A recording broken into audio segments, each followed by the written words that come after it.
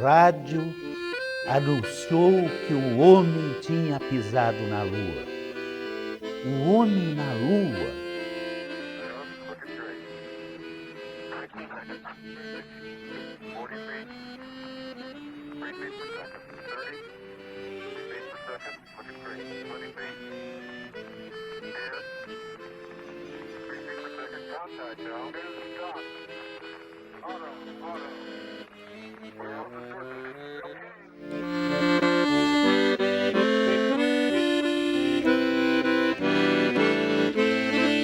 Cinco dias depois, enquanto dois caminhavam no satélite da Terra, o terceiro fazia testes com uma carga peculiar. Stuart Rosser carregava cerca de 500 sementes da espécie da flora para um projeto chamado As Árvores da Lua.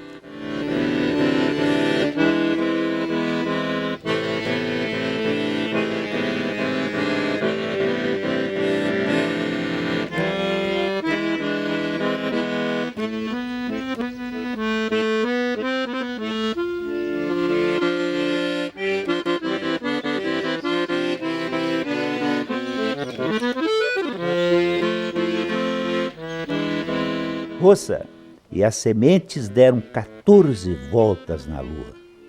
Todos voltaram à Terra em segurança.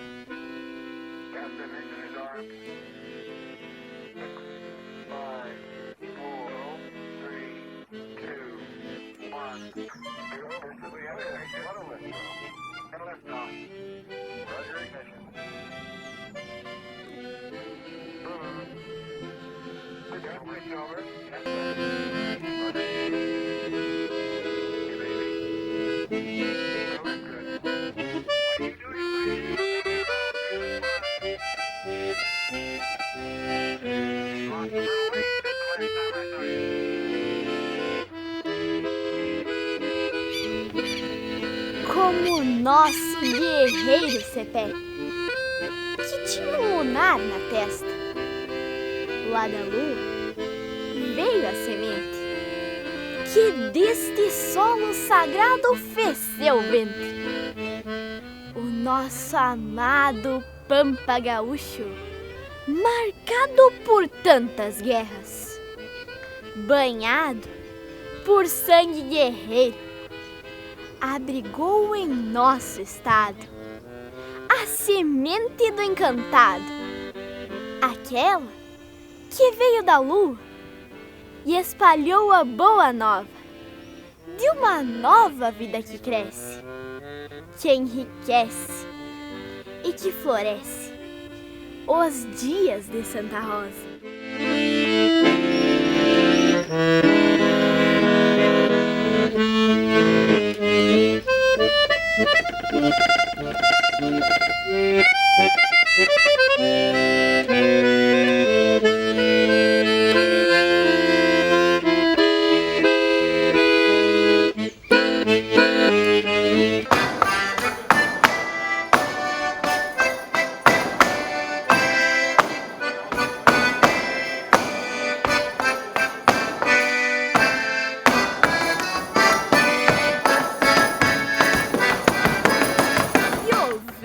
Minuano, que reboja soberano em seus galhos resilientes, fazendo gemer a terra, desde o nascente até o poente.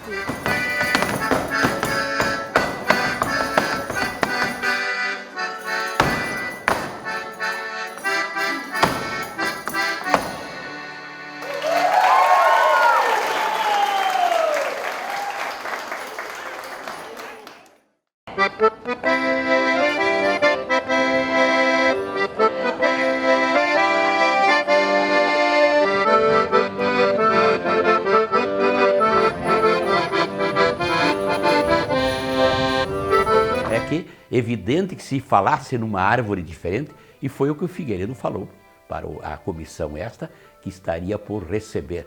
E a turma do Guidolin, da Quinta-feira na Soja, se candidatou a uma das árvores. Nós tínhamos já trazido o presidente Figueiredo a primeira saída dele a Brasília para a quarta FenaSoja. Aí, junto com o Camilo, o Dr. Paulo Madeira, nós começamos a pensar como é que nós poderíamos trazer de novo ao presidente da República para Santa Rosa.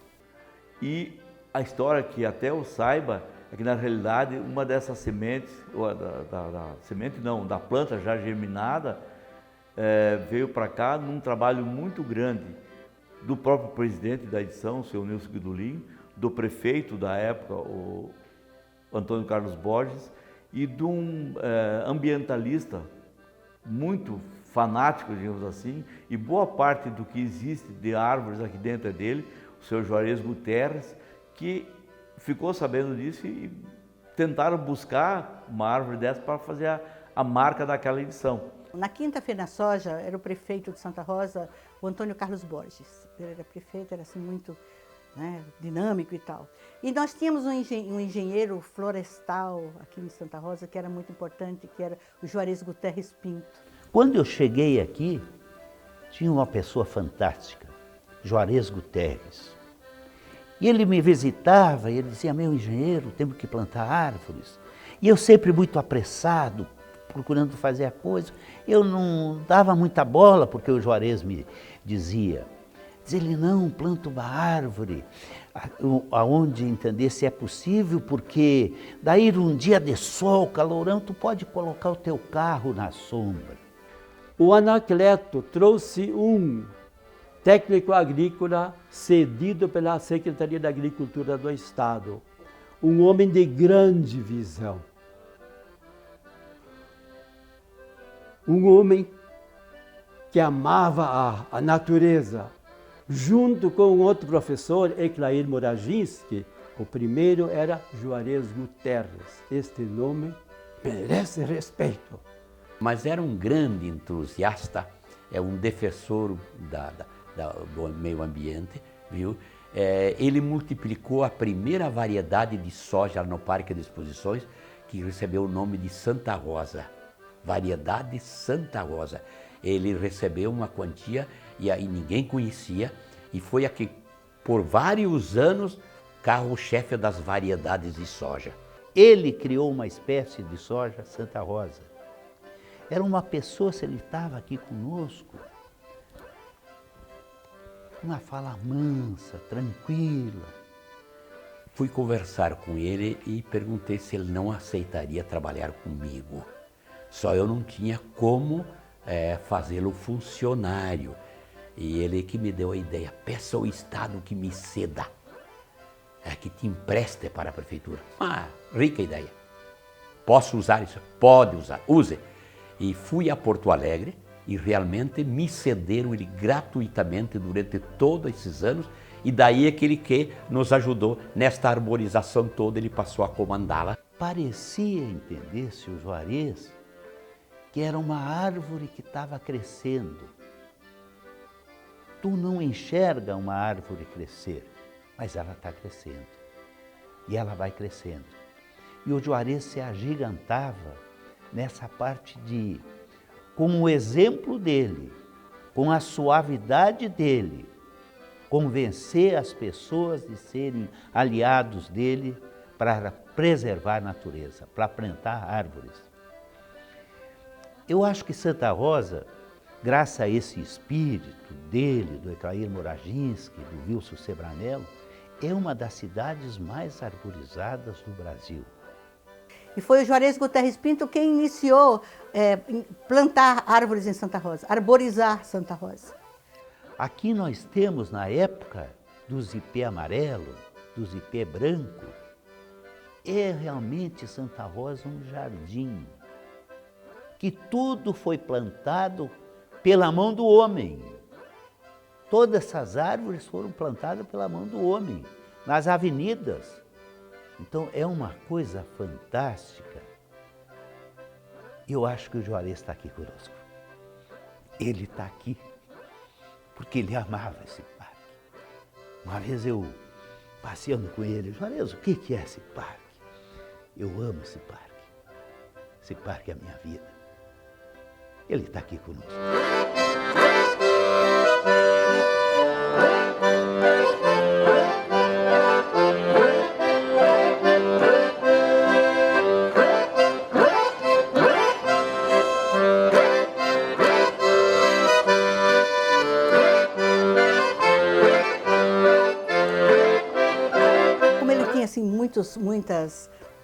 ia a Porto Alegre, tinha muitos amigos, soube da história da árvore lunar, que tinha vindo uma muda para o Rio de Janeiro, para o IBAMA do Rio de Janeiro, a Embaixada de Brasília, e a terceira muda estava em Porto Alegre e eles não sabiam muito bem o que fazer. Eu nunca ia sozinho reivindicar alguma coisa no governo do Estado ou no governo federal, sem a presença das lideranças, e sempre usava o nome de FenaSoja.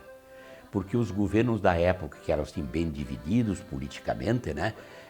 Se fosse de uma facção, não olhavam tão bem como se não era o executivo de um partido que estava pedindo as coisas, era uma comunidade inteira que estava pedindo. Tinha outro sentido e recebia outra visão. A quinta FenaSoja, Guidolin, presidente da FenaSoja, Nilson Guidolin. Projeto, trazer o presidente da República, João Batista Figueiredo, também um gaúcho, e foram convidá-lo. Puxa vida, difícil, bah. Quando chegou no momento decisivo, levaram lá, a comitiva levou um pelego com a bandeira do Brasil. E o presidente Figueiredo abriu, quando ele abriu, ele colocou no braço aquele pelego, e ele se emocionou e começou a alisar a bandeira brasileira. Uma felicidade, eu acho que ele nunca tinha recebido um presente que nem esse.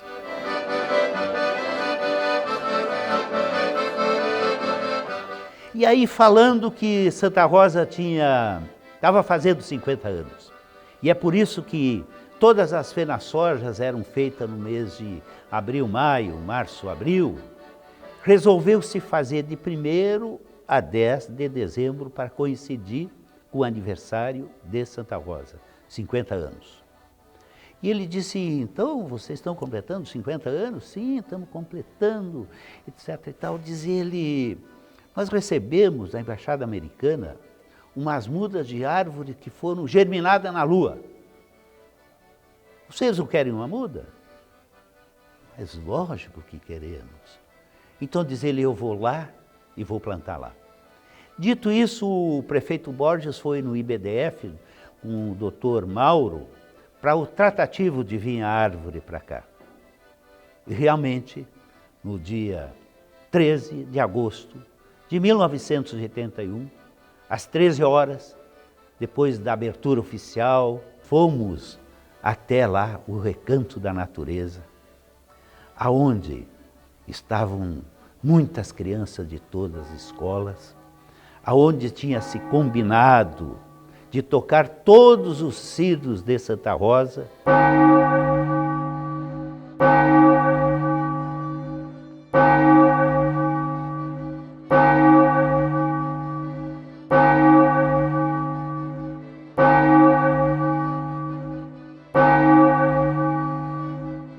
E tinha um buraco de 1 metro por 1 metro, com 60. Plantamos a árvore e foi decretado que o homem seria guardião da natureza. Eis que o homem se reconcilia com a natureza. Eis que o homem se reconcilia com a natureza. E juntos plantaram esta árvore.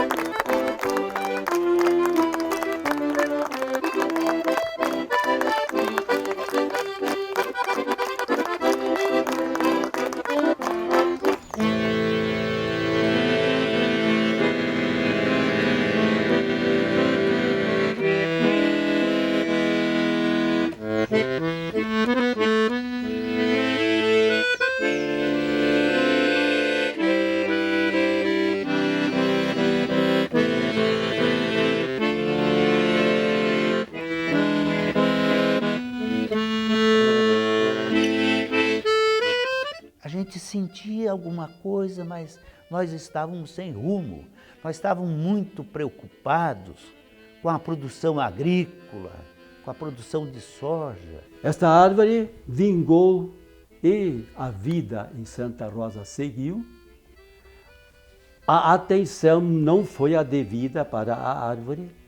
Chegou num dado momento em que ela estava minguando. Faltava umidade, ela precisa de bastante umidade, lá estava escasso. Faltava luz solar, pois ela fica ao sul de grandes árvores do bosque natural. Está ali uma grápia de 40, 50 metros, estão outras árvores.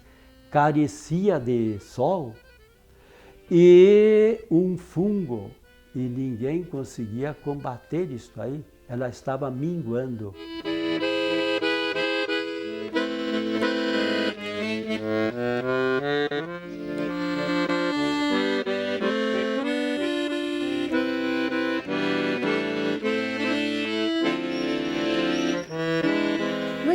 Para te dizer bem a verdade, ninguém deu muita bola, não, tá? Ah, árvore lunar, que lunar, sabe como é que é, né? Então ninguém dava muita bola para tal da árvore lunar. Tanto que um tempão ela foi ficando ali, meio murchinha ali, sem muitas atrações. Um tempo atrás, eu fui lá no parque, seguidamente eu vou lá, eu gosto muito de ir lá. E vi a árvore lunar ali tão, sabe, cabisbaixa. Eu pensei, vou inventar uma história para você, minha amiga, pode ficar certa. Aí eu fiz um artigo bem grande, publiquei, dizendo o seguinte: sobre as sequoias, sabemos que elas são nativas da América do Norte, especialmente da Califórnia.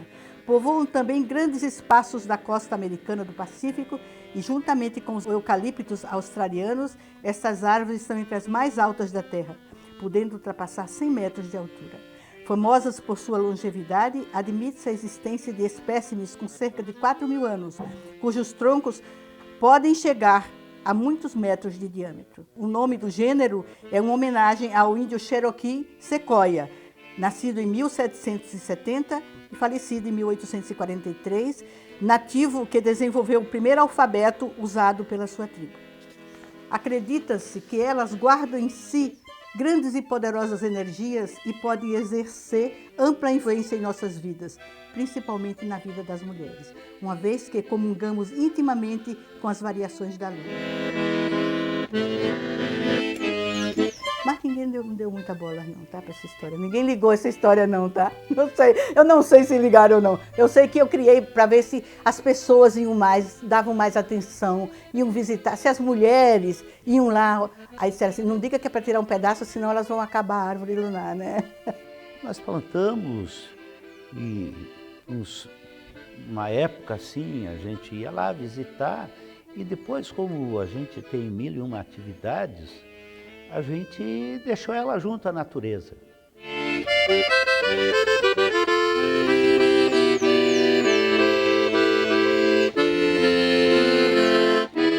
Ela nasceu em um ambiente um pouco hostil da sua origem.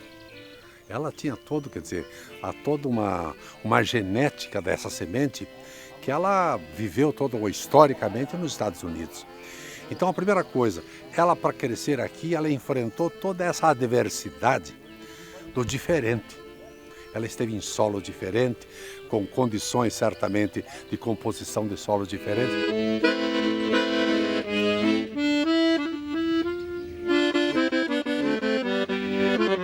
Mostrando pra toda a gente quão guapa é a lunar.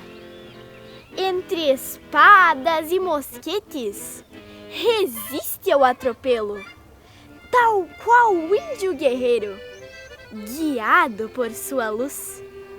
Observa aqui da terra os caminhos das estrelas para chegar ao infinito, neste pampa tão bonito.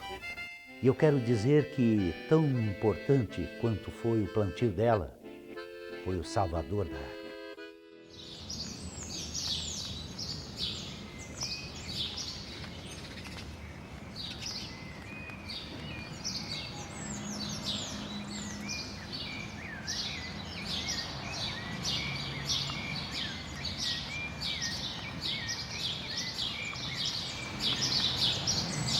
aqui nós temos um ramo de uma das plantas bisneta ou tataraneta da planta mãe.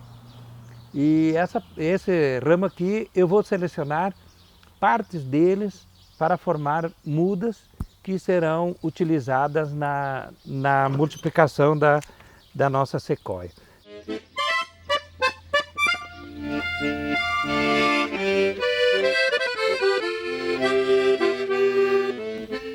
E eu praticamente esqueci dessa planta por muitos anos. Até passava lá por perto e não, simplesmente olhava de longe. E aí ele adotou uma caminhada de luz e energia para salvar a árvore.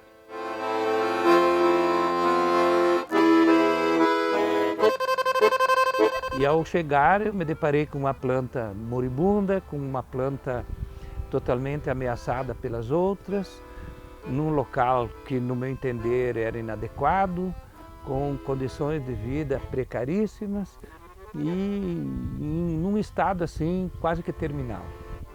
As pessoas não se darem conta o quanto estavam prejudicando a árvore. A árvore ali estranha ao habitat e árvores e árvores fazendo sombra para ela.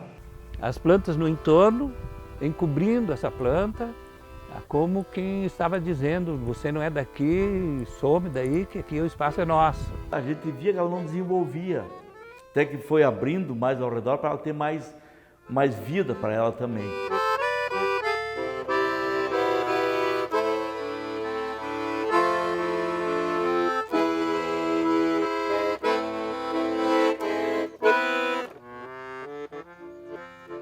Foi como pegar um índio lá do Amazonas e largar no centro da cidade. A mesma coisa. Ele não sabe a nossa língua, ele não sabe pedir comida, pedir água, ele está totalmente isolado. E ele estaria condenado. Isso foi o que fizeram com a nossa arvorezinha. E ele me confidenciou uma vez que o pessoal, até para mostrar que ficava bem iluminada a árvore e tal, deixava à noite uma luz ligada em cima dela. E isso, ele vinha para cá e quebrava a lâmpada. E era impossível ela ter um melhor desenvolvimento naquela circunstância. Havia também uma luminária num poste que iluminava a planta durante a noite. E ela tinha luz precária de dia, muita sombra. Mas ela não tinha o descanso noturno, ela não tinha o dia de 24 horas, ela tinha um dia eterno, era luz dia e noite. Então isso também estava prejudicando a planta. E ele com um bloquinho, um estilingue, né? Quebrando as lanternas. Essa história é fantástica. O que aconteceu é que aconteceram dois fatos no mesmo caso lá. Uma que eu pedi para tirar uns ramos de lá daquela planta e o homem responsável disse assim, eu não vou alejar uma planta brasileira para salvar uma americana. Tudo bem, vamos procurar outra alternativa. Tá? Mas aconteceu. Aí eu pedi para o responsável da manutenção do parque não colocar lâmpada lá. Deixa o poste lá, mas não põe lâmpada, aquela planta precisa. Mas me pede para iluminar a planta, porque ela tem que ser vista. Porque não podia, porque ela precisava de uma fotossíntese, precisava de um ambiente normal, ela queria a luz do dia e não a luz artificial. E tem muitas atividades à noite no parque. Eu digo, mas a planta está sofrendo por causa disso. Não vou tirar. Então eu vou tirar, mas eu coloco outra. Eu fui lá e joguei um punhado de brita, sempre um acertava. E assim eu fui, várias eu quebrei. Eu fiz um estilingue bodoque. E aquela era uma só, eu era bom nessa coisa aí. Eu era bom nessa coisa, era só uma bodocada, não tinha. Tinha sempre um punhado de brita ali, porque sempre no parque estão construindo, né? E eu levava uma sacolinha, largava lá e estava lá do lado da árvore. Né? Pá. E assim eu fui quebrando.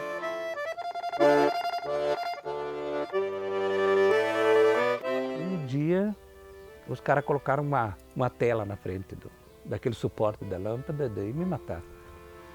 Aí eu examinei o tamanho dos furinhos e digo, essa brita não passa aí. Daí eu peguei pedrisco, né? menor, um sempre entrava. E a lâmpada quente e acesa era fatal. E assim, muitas lâmpadas, muitas.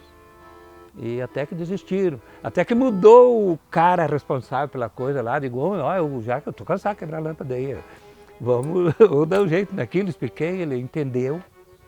Ele entendeu e agora tiraram até o pó.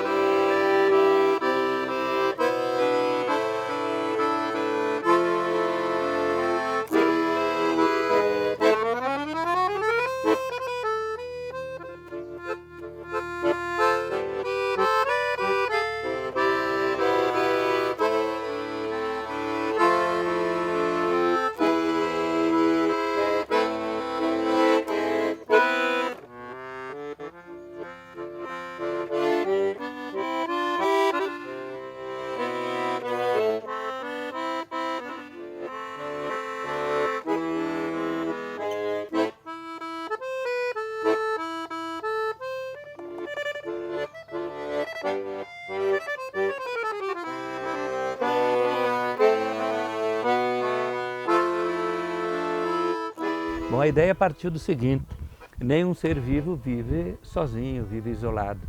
Ele precisa viver em grupo. Uma planta sozinha, ela adoece.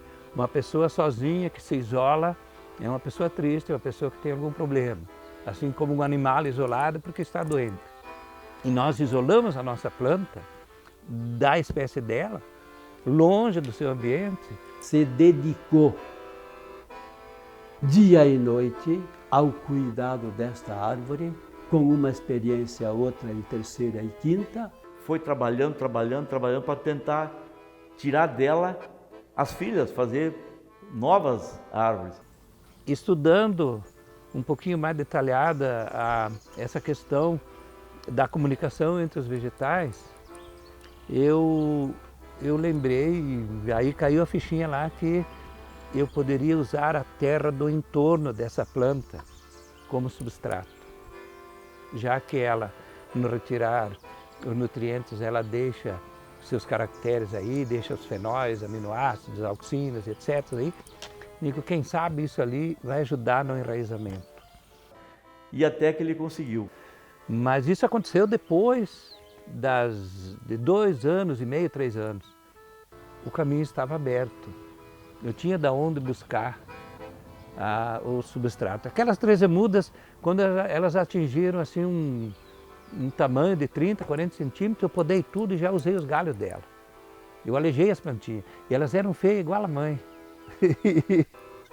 Eu seleciono as mudas pela reserva que tem aqui.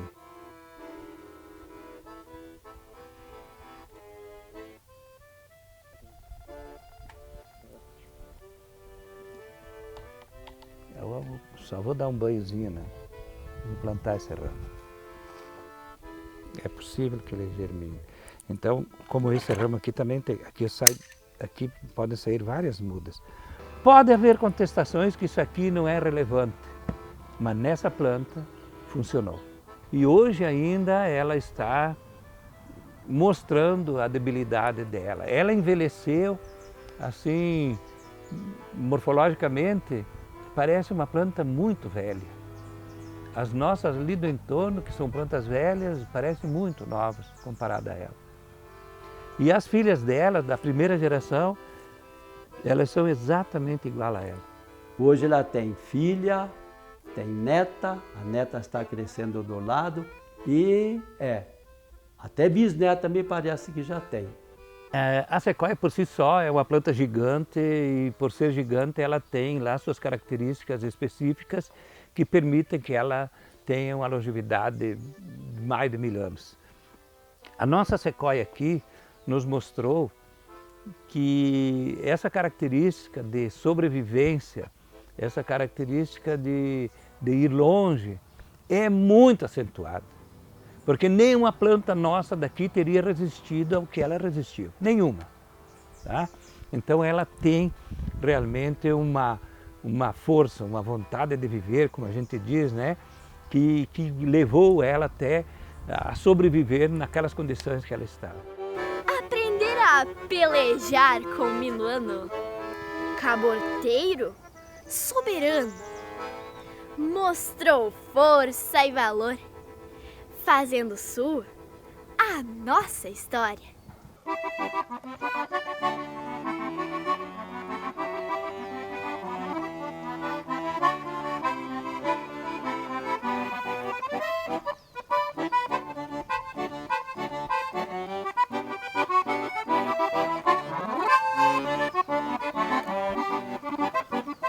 A lua tem uma grande influência sobre nós mulheres. A lua influencia nos nossos ciclos, a lua influencia quando nós vamos ganhar neném, a lua influencia no corte do nosso cabelo, a lua tem uma grande influência. E os antigos, as bruxas e os druidas, os sábios, faziam as suas festas, né, seus festivais de grandes festivais para todo mundo ficar esperando o neném, debaixo dos carvalhos ou das sequoias, que é a árvore, né, uma sequoia, ou um carvalho canadense, como se diz, né? Então as grandes festas eram feitas nos bosques de carvalho canadense e nos bosques também de sequoias. Ali se fazia as grandes festas bacanais, como se dizia, mas não era nada imoral, porque fazia parte da deusa, né, dos costumes dos druidas, dos povos antigos. Dentro da tradição espiritual e mística celta, os bosques funcionavam como verdadeiras catedrais e templos naturais, nos que realizavam suas festas, rituais e cerimônias. A árvore permitia estabelecer uma comunicação entre os 3 níveis dos cosmos. O subterrâneo, por suas raízes, sugar nas profundidades para saciar a necessidade de encontrar água. As alturas, através da copa e dos ramos superiores, sempre reunidos na totalidade dos elementos. Os celtas viam na árvore não só a essência da vida, e sim um recurso para prever o futuro. No entanto, os druidas consideravam que a relação podia ser mais íntima. Tinham em mente que cada homem ou mulher levava em seu interior uma árvore, pela qual alimentava o desejo de crescer da melhor maneira. Their destination, a rugged area of lunar highlands called Fra Mauro. Apollo 13, aborted as it neared the moon, had been unable to land at this site. Now, we were trying again. But why Fra Mauro? What happened to the moon during its first billion years, a period erased on Earth? How do the Earth and Moon differ in overall composition? By visiting Fra Mauro, we hope to sample the very bedrock of the Moon, material very different from that so far collected, material perhaps dating back to the beginning of the solar system. How can you think of the soil being 4.5 billion years old when igneous rocks which presumably underlie it are only 3.5 or 3.7 billion years old? This, I suppose, will be dramatically refuted or confirmed at the Apollo 14 mission when they actually visit Fra Mauro. Most of the activity is associated with one place on the Moon, and we have tentatively located that place in or near the crater Fra Mauro.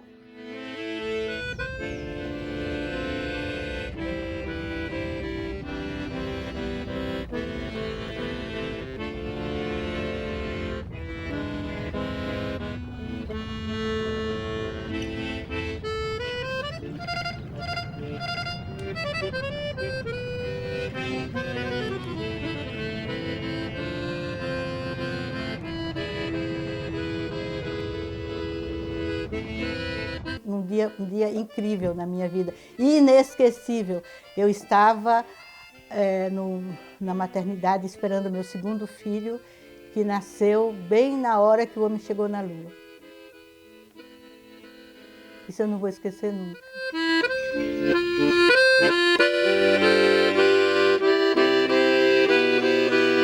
Então eu sou muito ligada à questão das ciências, né? Como a minha área é história. E a história é profundamente ligada ao desenvolvimento humano através da ciência. A história está ligada à ciência, né? Tudo tem a sua história.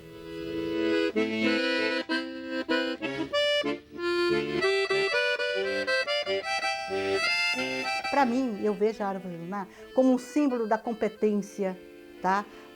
Da ciência, do avanço da ciência, da tecnologia. Ora, o homem chegar à Lua, né? É uma coisa fantástica.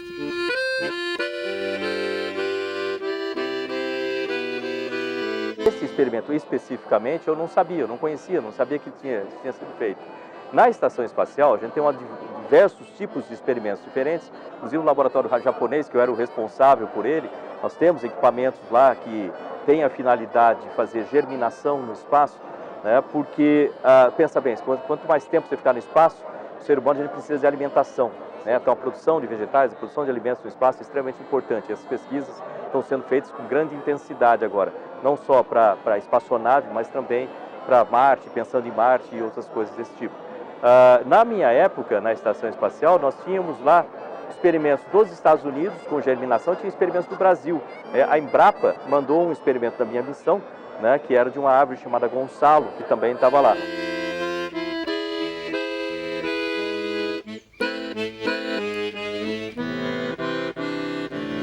Além disso, não conta nessa parte de experimentos de tecnologia ou experimentos científicos, mas a gente tinha experimentos educacionais das crianças de São José, que o pessoal costuma falar muito dos feijõezinhos. O astronauta foi plantar feijão lá no espaço. Quisera eu, né, que eu tivesse a tecnologia para fazer isso, a gente ia pagar um país milionário. Mas foi feito com muito sucesso. A China copiou esse nosso pesquisa também, vamos chamar assim, das crianças lá, e foi muito bacana ser feito.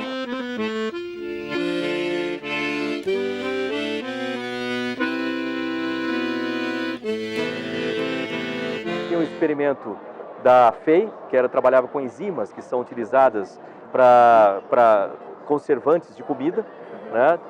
Tinha também um experimento tratava de degeneração de DNA no espaço para voos de grande duração, extremamente importante. Então a NASA deu uma importância muito grande para aquele experimento da Universidade Estadual do Rio de Janeiro.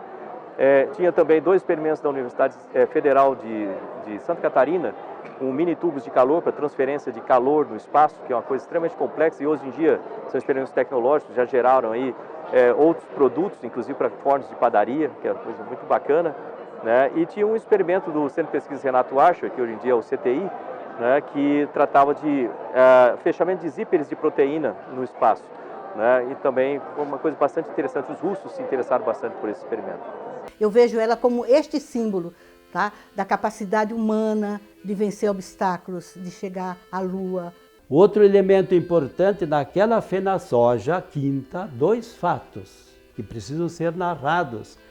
Uma é a presença de José Lutzenberger, o grande ambientalista, um técnico agrícola ambientalista do Rio Grande do Sul, que fez revolução nesse sentido de preservação ambiental, de recuperação ecológica, as relações com a natureza. Naquele local, junto, por bem dizer, à árvore, uma distância de, eu acho que uns 100 metros, um espaço para o primeiro aeromóvel.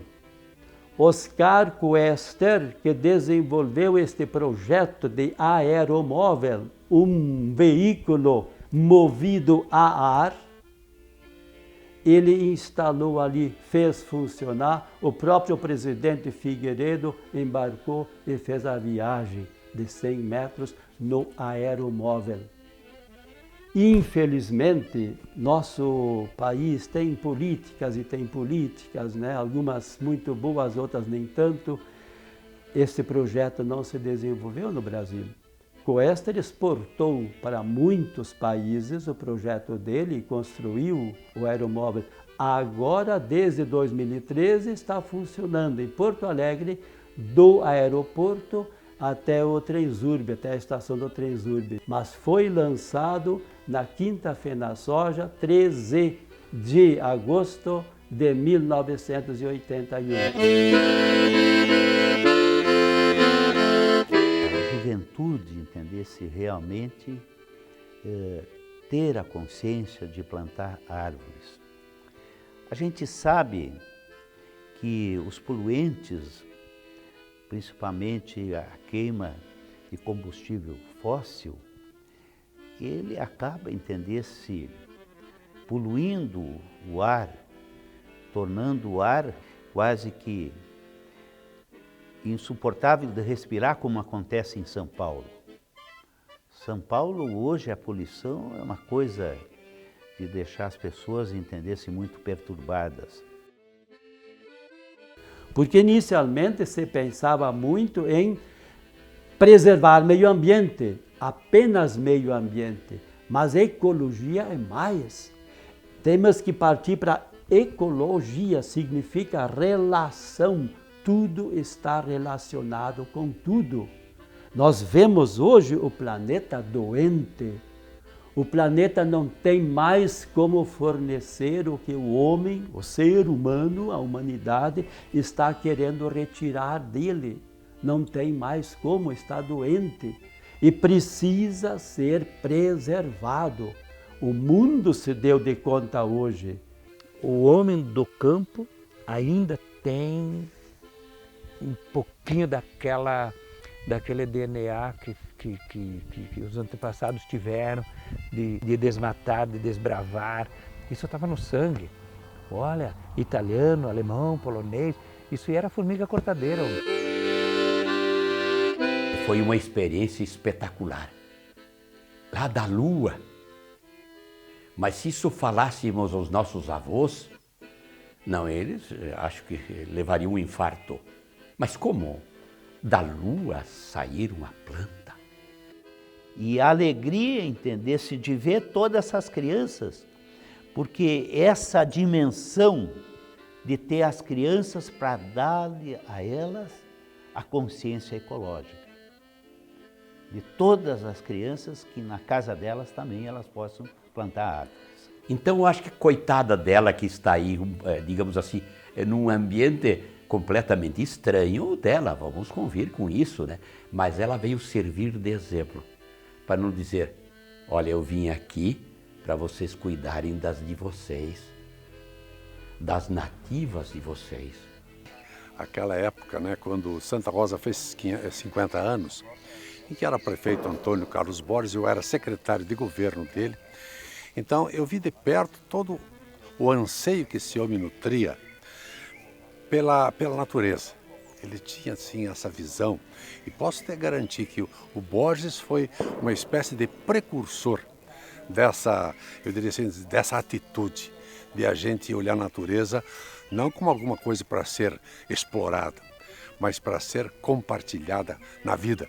Não há caminho melhor do que a criança para incutirmos esta necessidade de nós produzirmos alimentos, sim, que o mundo tem fome e precisa comer, mas que isso não significa nos prejudicarmos do outro lado pelo uso excessivo e inadequado de determinados produtos que ofendem diretamente ao ser humano.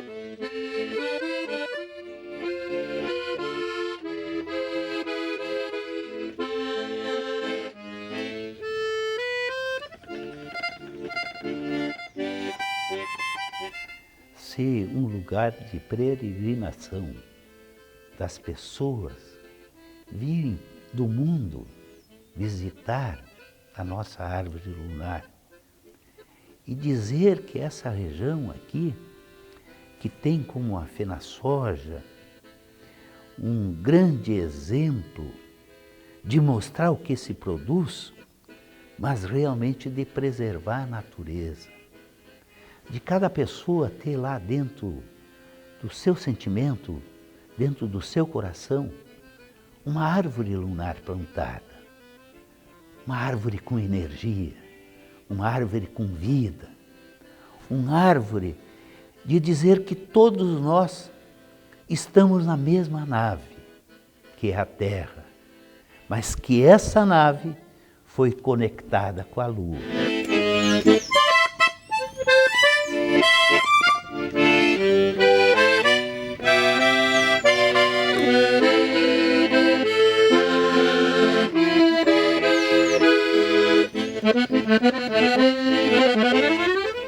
A semente que veio do céu fez de meu pampa seu berço.